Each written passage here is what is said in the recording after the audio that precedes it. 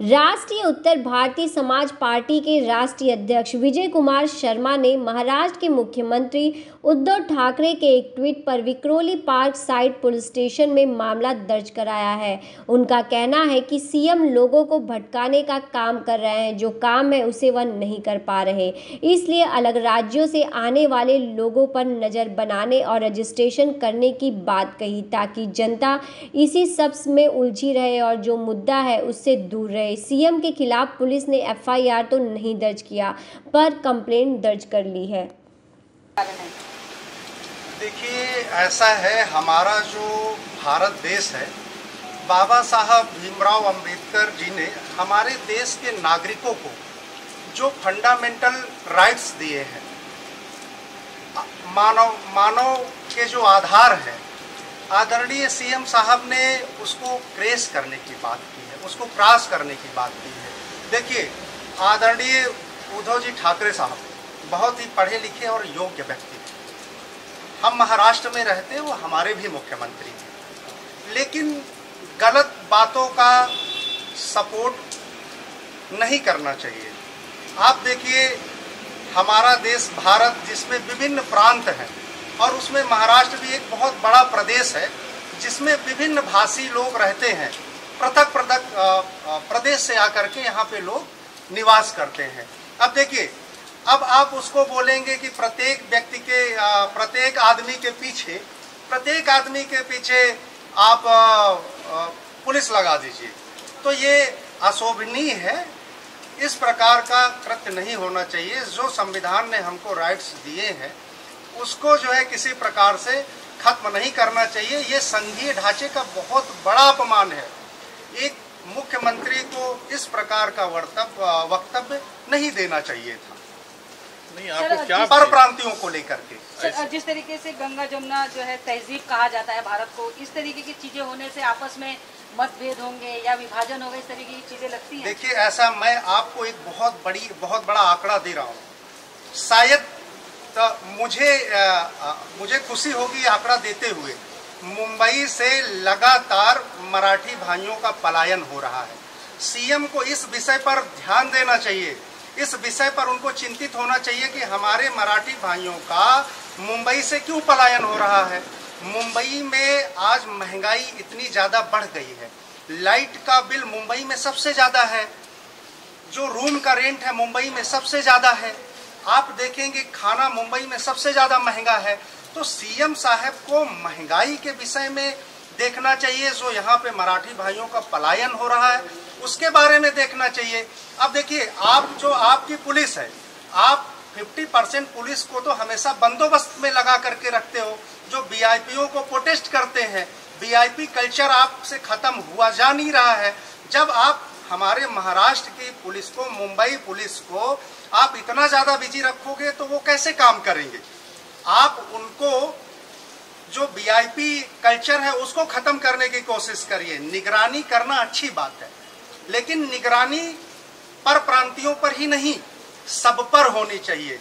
भारत के हर एक नागरिक पर मैं कहता हूँ निगरानी होनी चाहिए। संविधान के तहत अगर वो बीमार है तो आप निगरानी कीजिए। कितने लोग बीमार सड़ते रहते हैं, उसकी निगरानी करने की जरूरत है। कितने बच्चों की पढ़ाई नहीं होती है, उसकी निगरानी करने की जरूरत है। कितने माँ बाप बच्चे घर से निकाल देते हैं, माँ बाप सड़क में पड़े रहते हैं, उसकी निगरानी करवाने की जरूरत है। मानता हूं, देखिए मैं बहुत स्पष्ट बोलता हूं, गुनहगार कहीं का भी हो, गुनहगार होता है। इस घटना में जो घटना इस बहन के साथ हुई है, राष्ट्रीय उत्तर भारतीय समाज पार्टी ने सबसे पहले श्रद्धांजलि दी है। राष्ट्रीय उत्तर भारतीय समाज पार्टी ने, आप देखिए, जगह जगह पे हमने बैनर लगवाया कि गुनहगार को फांसी दीजिए। राष्ट्रीय उत्तर भारतीय समाज पार्टी ऐसी पहली पार्टी है जिसने जोरदार कंडम किया कि गुनहगार को बख्शा नहीं जाना चाहिए। लेकिन पर प्रांतियों के बारे में बोलना, मैं आदरणीय मुख्यमंत्री महोदय जी से, सम्माननीय अपने मुख्यमंत्री जी से अनुरोध करता हूं कि आप अपने इस ट्वीट को वापस ले, इसको डिलीट करें और इस पर पुनः विचार करें। इस मामले को लेकर आपने जहां तक कहा कि हमको दुख प्रकट हुआ, इसको लेके आपने क्या कोई शिकायत दर्ज कराई?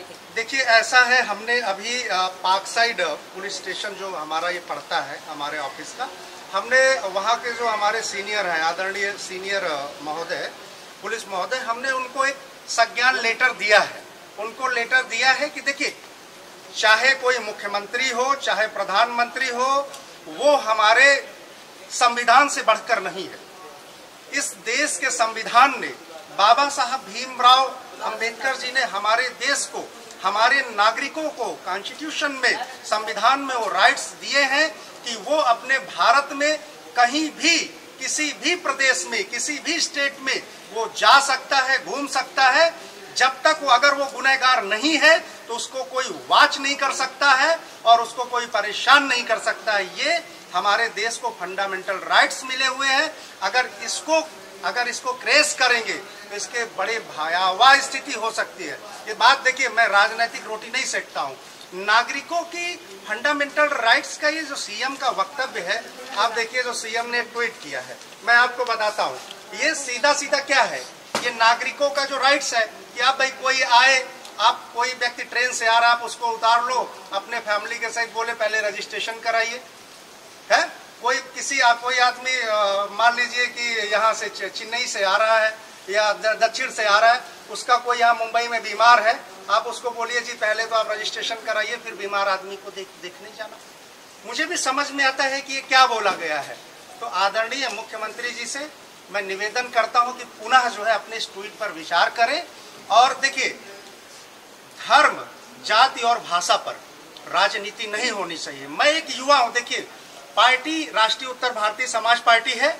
हम अपने मराठी भाइयों को, हमारे जो तमिल के भाई हैं, केरल के भाई हैं, देखिए हमारे बिहार के भाई हैं, हम सब भारत हम वतन है।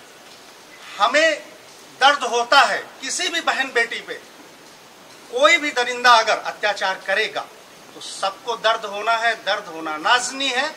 हमारे पुलिस को इधर और मजबूत करने की जरूरत है। अब देखिए, पुलिस की बात मैं आज देखिए खुले मंच से आप लोगों के सामने पुलिस के लिए एक बात करता हूँ। आज हमारे जो यहाँ महाराष्ट्र की पुलिस है, आज उसकी क्या स्थिति है, उसके पास कैसे वेपन है, आप लोग खुद बताइए और समझिए कि कितनी गाड़ियाँ उनके पास हैं, कितने वेपन उनके पास अच्छे हैं, कितने हमारे पुलिस वाले केवल लठ लेके बेचारे काम करते हैं।